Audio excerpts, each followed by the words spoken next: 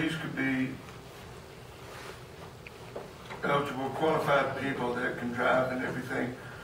They don't have to come in and redo theirs, but why do we, when somebody's 65 or somebody that's 100% disabled, why do they have to register every year when they may have difficulty in doing that when the others don't? Okay.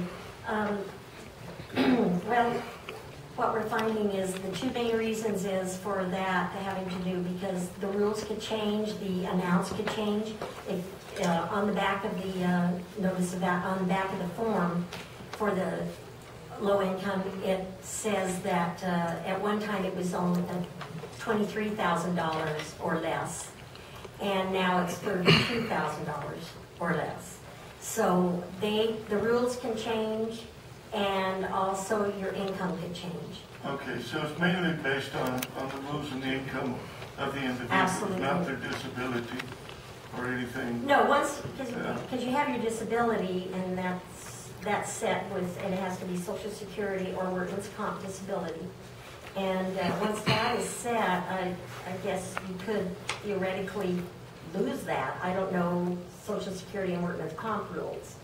But that would be, as long as they're 100% disabled or whatever the rules are for that, under that, then that counts as disabled. And I guess that could even change.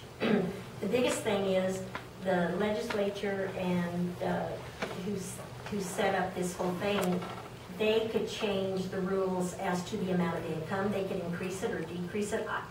That's, the legislature would be doing that.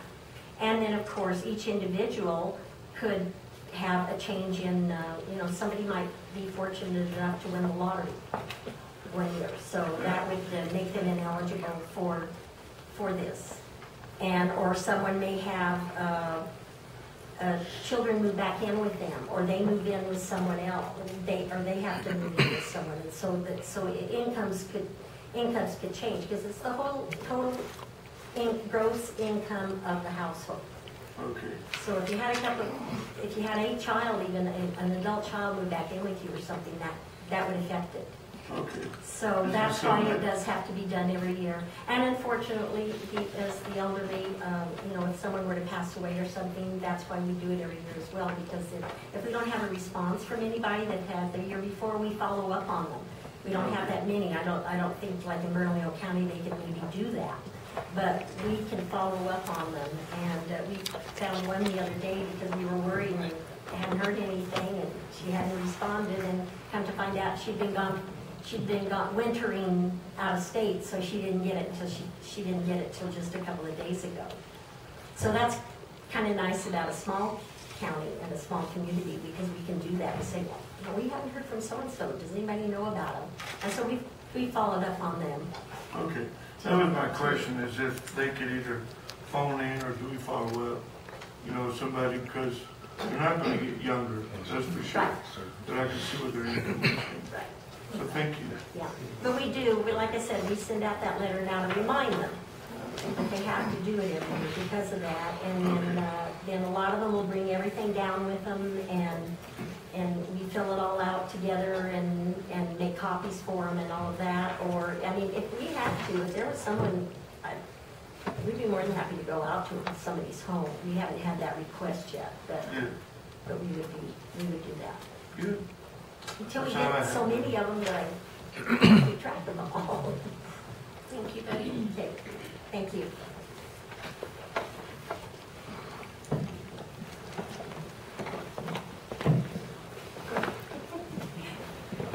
No, that's okay. I'll be here for you.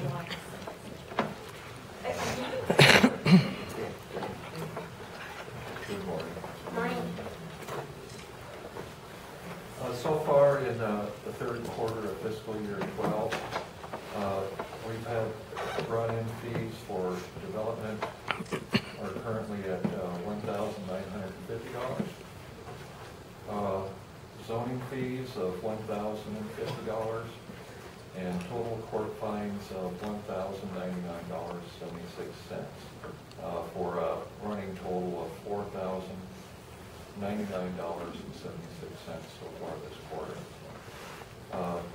In the end of the last quarter, the second quarter, we had a grand total of $8,781.28. We're down approximately 53% on what we brought in, but of course the quarter hasn't finished out yet. That's about all I have for you. Thank you, Steve. Any questions from the table? Okay, thank you. Linda?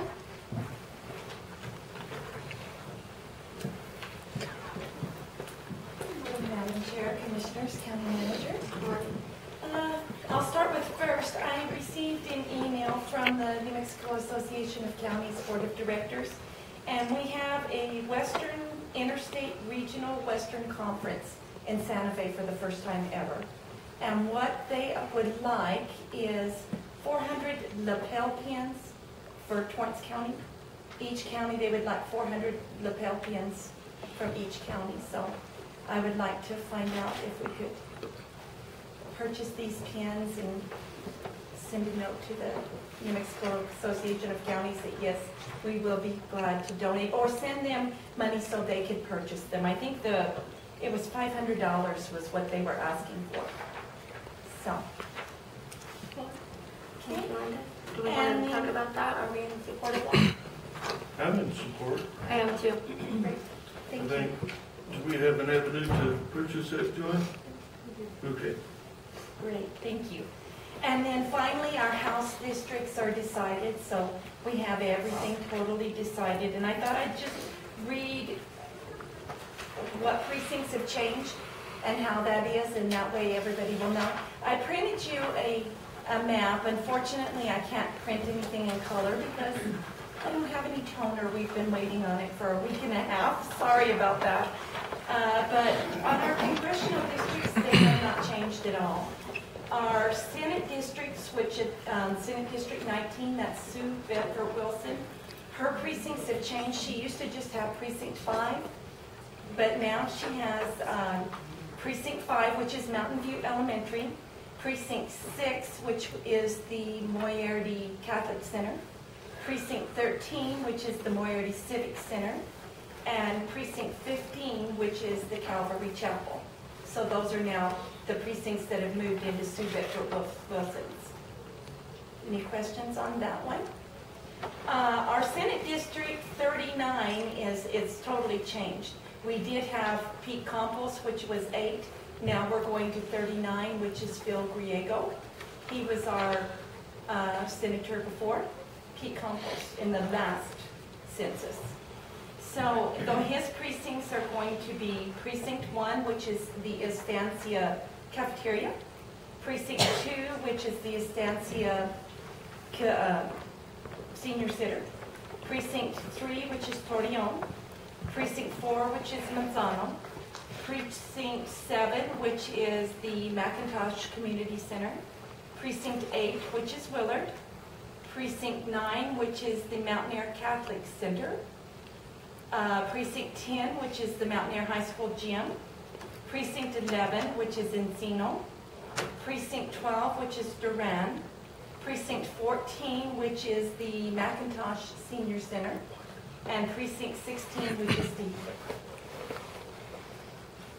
Any questions on that one? No, ma'am, thank you. Okay, then our Representative District 50, which is Rhonda King. Her districts have changed, and she now has Precinct 3, which is Torreon, Precinct 4, which is Manzano, Precinct 5, which is Mountain View Elementary, Precinct 7, which is the McIntosh Community Center, Precinct 9, which is the Mountaineer Catholic Center, Precinct 10, which is the Mountaineer High School Gym, Precinct 13, which is the Moriarty Civic Center, and Precinct 16, which is the Tehique Community Center. And that's kind of just a little edge down the side of Torrance County. And now Representative District 70, which is Richard Vigil, is Precinct 1, which is the Estancia High School Cafeteria, Precinct 2, which is the Estancia Senior Center, Precinct 6, which is the Moriarty Catholic Center, Precinct 8, which is Willard, Precinct 11, which is Encino, Precinct 12 is Duran, Precinct 14 is the McIntosh Senior Center, and Precinct 15 is Calvary Chapel. And all of the others have changed, have stayed the same. We still have the same Public Educations Commission, which is 8. The Public Regulations Commission 2 has every precinct except Precinct 10 in Mountain Air is Public Education's 5. And everything else has stayed the same. Could you repeat Sue Wilson Bedford's, please? Sure. It's 5, which is Mountain View Elementary. 6, which is the Catholic Center. 13, which is the Moriarty Civic Center. And 15, which is Calvary Chapel. Thank you. And that's just the top corner of Torrance County. Thank you, Linda. You're welcome. And then since we have this done, I am going to be sending out voter registration cards to all of the registered voters in Torrance County. At this point, we have 9,834. As you know, our rolls are extremely heavy with people that we could not purge because the Secretary of State's office did not do the purge correctly, so we will not be able to purge any voters for 4.5 years. So we should have purged 600 voters this year, but they'll have to stay on the rolls until we can purge in 4.5 years. Are there any questions on any of that? It's May the 8th, so we've got time for the conference. Any other questions? Oh, I guess I should say filing day for county offices is going to be Tuesday, March the 20th, from 9 to 5. The county offices are County Commissioner District 3, which includes precincts. I should have known that off the top of my head, but I don't.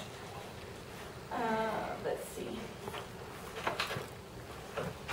I have it here somewhere. Precincts 1, 2, 3, 4, 8, 9, 10, 12, 14, and 16. Do you want me to say those by polling places? And then county clerk and county treasurer. And then all of the other offices or state offices, they're to be filed at the Secretary of State. Any other questions? Thank you. Can I ask one question about Sure. the voter registration cards? Yes. Those have to be mailed out and we don't have postage budgeted, correct? Tracy says we have plenty of postage. And I moved funds in my own, I moved some money around so we could pay for the cards. So all that you're going to have to pay for is the postage, that's pretty expensive. That's $4,000 for the postage. It's going to cost us around $8,000 and I should tell you that by statute, we don't have to do this, but I just think we should. So I've moved funds around. I just think that we should send out new cards since we have changes. If you guys disagree with me, I made that decision. I'll be willing to do whatever you, sorry. I agree. Okay, thank you. Did you want to say, were you okay with that? Yes, I'm good. Okay. Thank you. Tracy? Office is busy working on a FY13 budget. You can get copies of it. Right now, I'm working on getting the projected ending balances of the funds. Then I'm going to move on to the revenues. I've sort of gone through the analysis of revenues currently, and we seem to be on track with the general fund revenues. The only thing that can play a big part in that is our federal health funding. We don't know how much they're going to send us, and it usually doesn't come in until the last 2 weeks of the fiscal year. So that's usually what makes our report compared to next fiscal. We're trying to wrap up a couple of grants. The recycling grant, the big grant is done. We had a monitoring visit. They were very pleased. That was the federal grant that we were in receipt of for the recycling hub at the landfill. So that's up and running, and I know that they're working hard to get the PR out for recycling. So that's working really well. Next week, I will be out of the office all week. We had state auditor role training, and then Jordan will be attending the municipal public procurement association training in New York. our purchasing regs, so we can be a little bit more up to date. We've changed a few things and haven't really updated the policy to comply with that. I'm also working on a fixed asset policy so that we can get the proper forms and stuff, so when we convert over to our new fixed asset program, we'll be up and running and everything will be good by the end of this fiscal year for audit time. So I'm working really hard on that, transferring all the data from the old program that we have into Triadic so that we can run better reports for the auditors. And it's time, that's why we're going to audit role training, is it's time to issue a contract for FY12 audit. So that'll be coming before you probably within the next month or so to get that approved by state auditor. So we can, last year we did go out for a multi-year proposal. So we still have 2 years left on that contract with Eugene, but we don't have to do any updated contract for that. So. Any questions? Don't have any. Thank you, Tracy.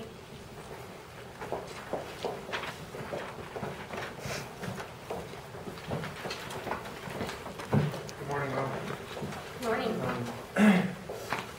If you have a handout that I had passed around, you'll find an update on the shift gap grant.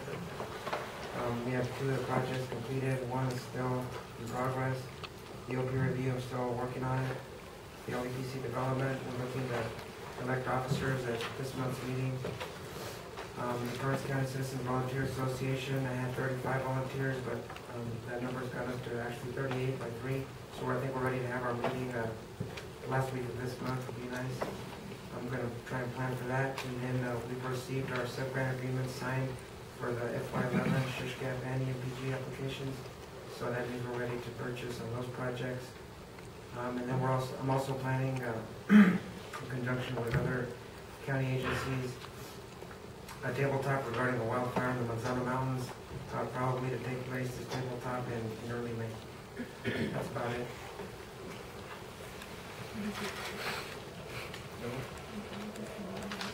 It's the last week of March, last Thursday of the month.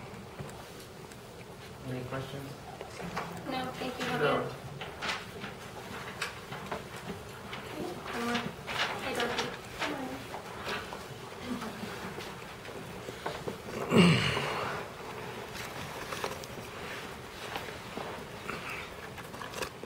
Morning, everyone. I don't have a whole lot for you this morning. I'll have more when I come before you with my JPA. Right now, I just wanted to let you guys know we have 30 staff. We have 2 currently in the New Mexico Academy getting their certification, and then we'll be also fully certified. Recently, I was asked to do a price analysis for calls for service, and that's come up with some interesting stuff. There is, Moriarty in particular has kind of asked me, what is the formula that we charge by? And there isn't one. But upon checking with other agencies across the state, nobody's got a formula. But I did note that we are actually on the lower end as far as what we charge. But I'll have all of those stats before you combine them. So, do you guys have any questions for me? Did you say this? Bless you. Thank you, and have a good one. You too. Good morning. I'd like to give you an update on the RESPECT program, since Torrance County is a major sponsor for this program. The RESPECT program, and we read you the mission statement. We have as a mission statement, the mission of the RESPECT program is to provide real-life education and training for young adults who are preparing to leave small, rural communities to attend college or work in an urban environment. Our goal is to empower them to make well-informed decisions and to avoid dangerous, life-changing pitfalls or when faced with at-risk behaviors. So let me hand you our schedule for the week, and I want to talk to you about it for a second.